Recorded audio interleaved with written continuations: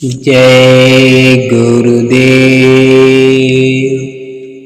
प्रेमी भाई बहनों, जैसा कि सतगुरु कबीर साहब बताते हैं कि कोई किसी के भाग्य के सहारे नहीं जीता, सब अपने अपने भाग्य के सहारे कमाते खाते और मौज करते हैं। बिना प्रभु के, बिना सतगुरु के हम आपका जीना दुश्वार हो जाता है। जब तक उनकी दया मेहर नहीं होती है तब तक हम आप इस संसार में, इस कलिकाल में एक क्षण भी चैन से नहीं रह सकते। इसी प्रकार एक राज्य में एक राजा रहता था। वो अपने प्रजा का अच्छी तरह से ख्याल रखता था। धीरे धीरे जब उसकी प्रशंसा दूसरे राज्यों में होने लगी तो उसको थोड़ा घमंड आ गया। जब उसको घमंड आ गया, इस घमंड को प्रभु बर्दाश्त नहीं करता है। किसी चीज का किसी के घमंड आ जाए तो उस घमंड को भगवान का, काल भगवान का भोजन होता है। काल भगवान जो होते हैं, हम आपके घमंड को छल में दूर कर देते हैं। इसलिए एक बार राजा ने अपनी कचहरी लगाई और उसमें पूरे राज्य के सभी प्रजा को इकट्ठा किया और ऐलान किया, ये बताइए प्रजा के लोगों, अगर आप लोग ये सब जीते हैं, माल पानी खाते हैं, जीवन यापन करते हैं, तो आप किसके भाग्य के सहारे ये सब मौज मस्ती करते हैं? तो प्रजा ने कहा, राजन, आपके भाग्य के सहारे हम आप यानी हम लोग मौज मस्ती और खाना पीना करते हैं। एक बार फिर उसने यही बात दोहराई तो सभी लोगों ने बड़े जोर शोर के साथ कहा कि राजन, आपके भाग्य के सहारे सभी लोग मौज मस्ती खाते पीते हैं और आपके ही सहारे हम आप जिंदा। इस बात को सुनकर राजा के और घमंड आ गया। जब घमंड आ गया तो वो अपने राजमहल में गया। दूसरे दिन जब राजमहल में अपने बीवी बच्चों सभी को बुला करके उसने यही प्रश्न किया।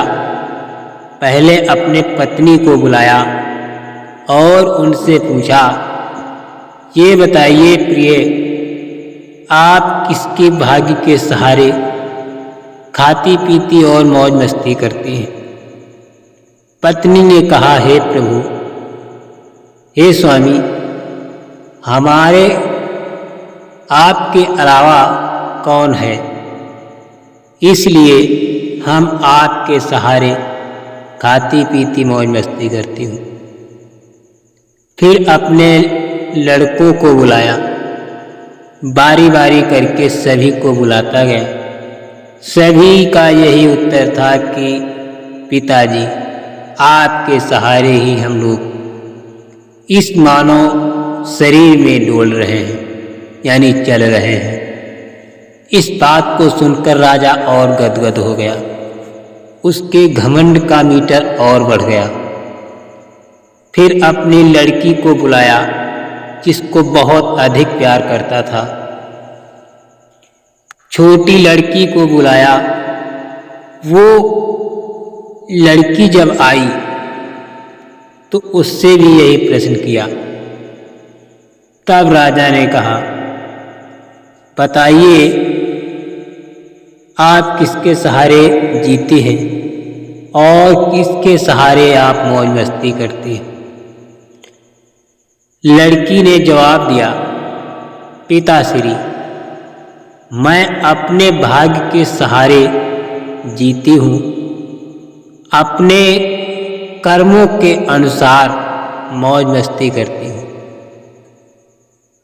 इस बात का लड़की का कहना राजा के दिमाग में ऐसा सूल जैसा लगा जैसे कि मानो उसे किसी ने ऐसा तीर से वेदना दी हो जिससे वो घायल हो गया हो।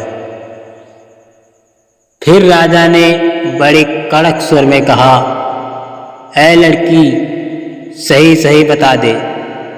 फिर लड़की निडर होकर यही जवाब दिया, पिताश्री, मैं न किसी के सहारे जीती हूँ, ना मैं किसी के सहारे इस धराधाम पे आई हूँ।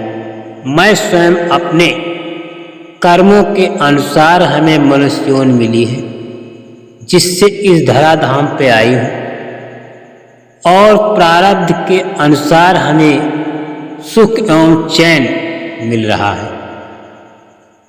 जब ये बात सुनी तो राजा ने कहा, मंत्री को बुलाया जाए। मंत्री को बुलाया गया।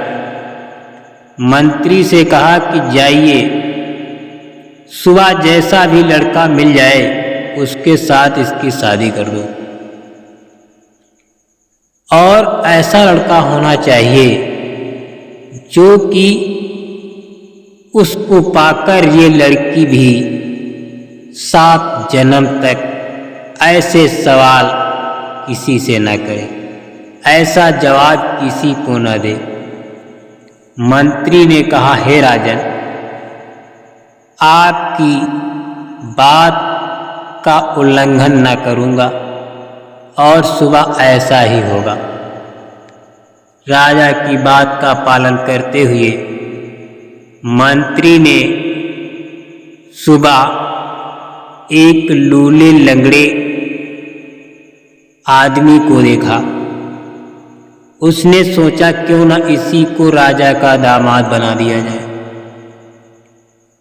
उसने उसको बुलाया, लेकिन राजा के डर के मारे वो नहीं आया। तब तक जाग कर के सिपाहियों द्वारा उसको कैद करा लिया और राजमहल ले आया। वहाँ पर उसकी शादी करा दी। लड़की की शादी करा दी उस लूले लंगड़े कमबुद्धि आदमी से। और इधर लड़की जो थी वो सतगुरु कबीर की भक्तिन थी। एक बार कहीं संगत चल रही थी और लड़की मेला देखने जा रही थी। तब तक देखती है कि वहाँ पर महापुरुष सत्संग दे रहे हैं। वो लड़की वहाँ पर जा कर के अपनी सखियों के साथ में कुछ देर वहाँ पर सुनती रही। तो सतगुरु कबीर साहब बता रहे थे, जो भी इस धराधाम पर आता है वो अपने कर्मों के अनुसार, उसके प्रारब्ध के अनुसार उसको किसी परिवार में, किसी मजहब में, किसी गांव मोहल्ले समाज में उसको जन्म दिया जाता है। जब उसके प्रारब्ध के कर्म क्षीण होते हैं तब उसको दुख मिलता है, या जब उसके पुण्य कर्म क्षीण होते हैं तब उसको दुख मिलता है। जब उसके बुरे दिन आते हैं तो इसका मतलब होता है कि प्रारब्ध में उसकी पुण्य खत्म हो गई और कोई किसी के सहारे नहीं जीता। वो हमेशा अपने ही कर्मों पर टिका है, अपने ही प्रारब्ध पर टिका है। कोई भी उसका प्रारब्ध नहीं बिगाड़ सकता, ना तो उसका कोई कर्म छीन सकता है। कर्म एक भोग योनि है, वो स्वयं को भोगना होगा, ना कि किसी अन्य को। जब ये बात उस लड़की ने सुनी तो उसके दिल दिमाग में ये बात आ गई थी और वो सुबह शाम सतगुरु कबीर के द्वारा बताए गए नाम को जाप कर लेती थी, लेकिन जानता कोई नहीं था। इधर जब राजा ने उस लूले लंगड़े के साथ इस लड़की की शादी कर दी तो लड़की ने सहज पूर्वक से अपना लिया और उसने सतगुरु कबीर का धन्यवाद दिया। कहा, जैसी आपकी इच्छा वैसा हमें सिरोधार है। और राजा ने आदेश दे दिया, तुम हमारे राज्य में नहीं रहोगे।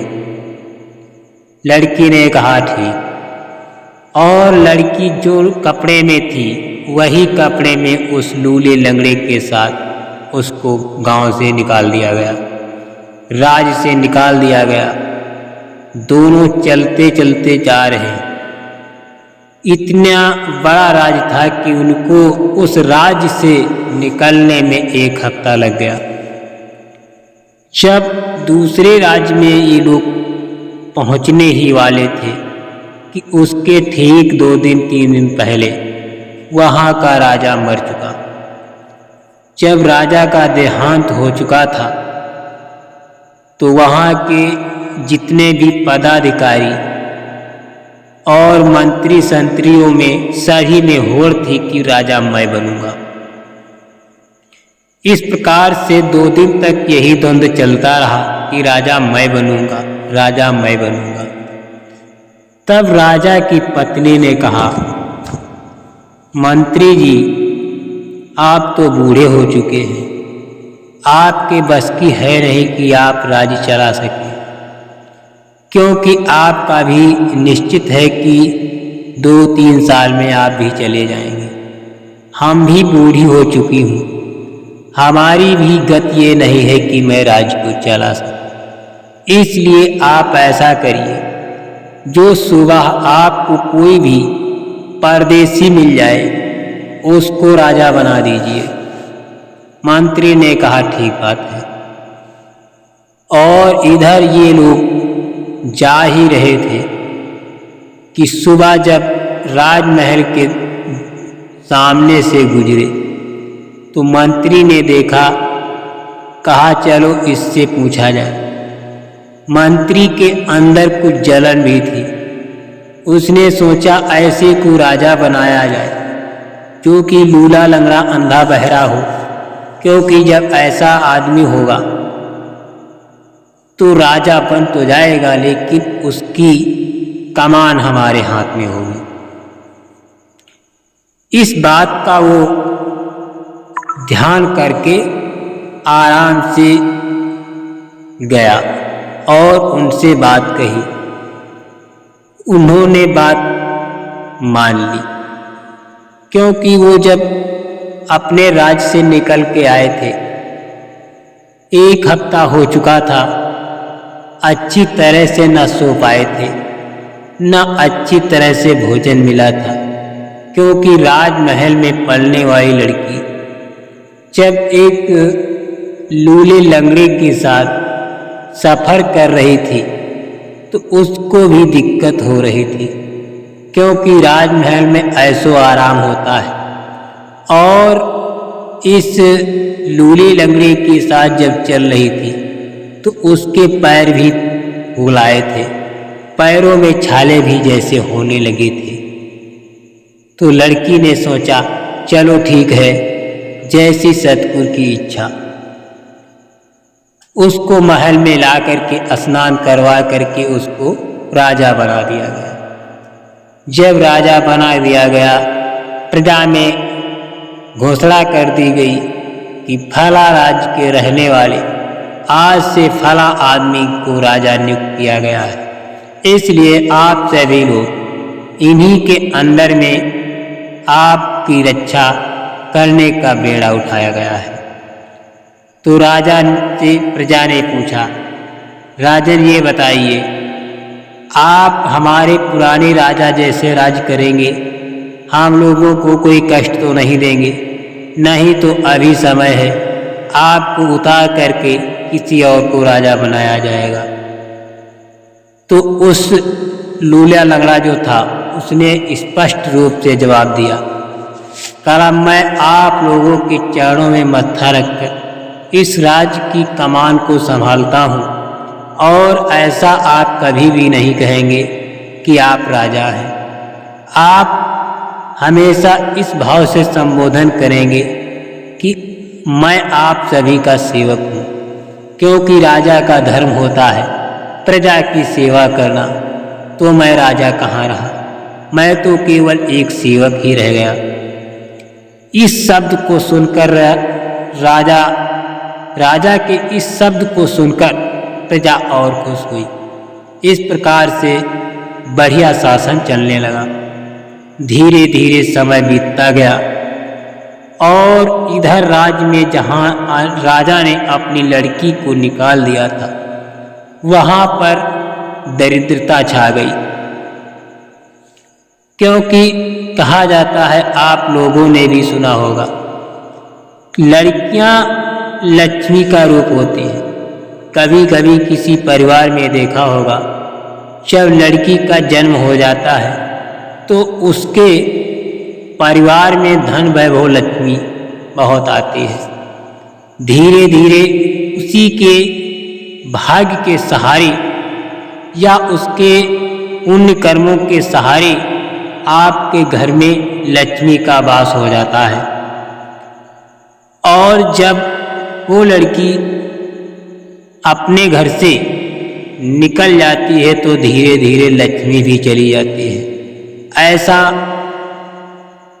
बुजुर्गों का कहना है। हालांकि कोई स्पष्ट चीज नहीं है, लेकिन कुछ न कुछ सत्य तो है ही है। जब इधर लड़की को जब निकाल दिया तो राजा के यहाँ दरिद्रता छा गई और वो लोग इतना हो गए कि भीख मांगने पर मजबूर हो गया। तो वही राजा भीख मांगते मांगते उस राजमहल के दरवाजे पर पहुंच गया, जहां पर उस लड़की का पति राजा बना था। राजमहल के दरवाजे पर खड़ा होकर के आवाज लगाता है, बेटी भिक्षाम दे, माता भिक्षाम दे। इस आवाज को सुनकर लड़की को बड़ा अजीब लगा। उसने सोचा, ये तो आवाज हमारे पिता की है। तो बांदी को भेजा, कहा जाओ देखो दरवाजे पर कौन सा भिखारी आवाज लगा रहा है। तो उसने जब बांदी वहां गई तो देखा, फिर अंदर जा कर के रानी से बताया, कहा रानी साहिबा, एक आदमी ऐसा ऐसा आया है, उसका ऐसा ऐसा रंग रूप, ऐसा शरीर है, ऐसी शरीर की बनावट है। जब इतना सुना तब उस लड़की ने बांदी को भेजा, कहा जाओ वो भिखारी जो आया है उसको सम्मान पूर्वक के यहाँ ले आओ। बांदी भी आश्चर्यचकित हुई कि रानी को क्या हो गया है, एक भिखारी को राजमहल के अंदर बुला रही। बांदी ने ऐसा ही किया, उस भिखारी को बुला करके राजमहल में बैठा करके उसको नहवाया धुलाया और कहा कि पिताजी आप कहाँ टहल रहे हैं। जब ये शब्द सुने तो उस भिखारी जो राजा दूसरे राज्य का था, जो भिखारी हो गया था, उसने कहा, अरे बिटिया आप ये क्या कर रहे हैं। तो लड़की ने कहा, पिताजी आपकी सेवा का धर्म है। आपने कहा था कि किसके सहारे आप जी रही हैं, किसके सहारे आप मौज मस्ती कर रही हैं। तो मैंने ये जवाब दिया था, आपने हमको घर से निकाल दिया था, एक फूटी कौड़ी तक नहीं थी। आप देखिए सतगुरु का कमाल, देखिए आज क्या है। इस बात को सुनकर राजा बहुत शर्मिंदा हुआ। उसने कहा, हे लड़की, हे बिटिया, आपके जैसा इस संसार में कोई नहीं होगा, जो एक निर्दयी पिता को आपने अपने राजमहल में बुला करके इस प्रकार से स्वागत सत्कार किया और एक भी मन में ग्लानि नहीं लाई। अगर ग्लानि लाती तो हमको दरवाजे पर आप अपनी बांदी द्वारा भिक्षा दिलवा देते और मैं चला जाता। लेकिन मैं बहुत शर्मिंदा हूँ। तब तक ये चर्चा चल ही रही थी कि तब तक राजा साहब आ गए और राजा ने भी इनको देखा, चरणों में प्रणाम किया, कहा, हे पिता तुल्य, आप अगर ऐसा ना करते तो शायद मैं राजा ना बनता। इसलिए प्रेमी भाई बहनों, हम आप अपने कर्मों के अनुसार जीते हैं, अपने कर्मों के अनुसार सुख और दुख पाते हैं। अपने प्रारब्ध को देखते हुए हम आप अगर संत सतगुरु के शरण में जाएंगे तो वो आपके प्रारब्ध को भी बदल सकते हैं, क्योंकि संतों के पास वो पावर होती है, वो चाहे सब कुछ कर सकते हैं। अगर वो लड़की संत सतगुरु से कुछ सीख ना मिली होती, उनके बताए गए रास्ते पर अमल न किया होता, तो शायद ऐसे ही भीख मांग रही होती। लेकिन सतगुरु की दया, वो क्षण में प्रारब्ध को बदल देते हैं। इसलिए इस कहानी से हमें आप लोगों को सीख मिलती है कि जब भी कोई काम करें तो अपने इष्ट का हमेशा ध्यान रखें, क्योंकि जब तक ध्यान नहीं करोगे तब तक उनको मालूम नहीं होता है। जब हम आप ध्यान करते हैं यानी याद करते हैं, याद का उल्टा वो दया भेजते हैं। इसलिए गुरु महाराज बाबा जय गुरुदेव जी भी बताते थे, कहते थे, बच्चा जब तुम जय गुरुदेव नाम लोगे तब मैं मिलूंगा, क्योंकि संत सतगुरु केवल वचनों को कहने से ही, उनके वचनों पर चलने से ही खुश हो जाते हैं। जय गुरुदेव। प्रेमी भाई बहनों, आप लोगों को अगर ये कहानी पसंद आई तो इस चैनल को लाइक, सब्सक्राइब, कमेंट जरूर करें, क्योंकि आपका एक लाइक, एक कमेंट हमारे लिए बहुत अधिक होगा। क्योंकि आपका तो कुछ नहीं जाएगा, आपको केवल क्लिक करना है, हमारा मनोबल बढ़ जाएगा, जिससे हमारी इच्छा और होगी आप लोगों के बीच ऐसी कहानियाँ पहुँचाते रहें। जय गुरुदेव।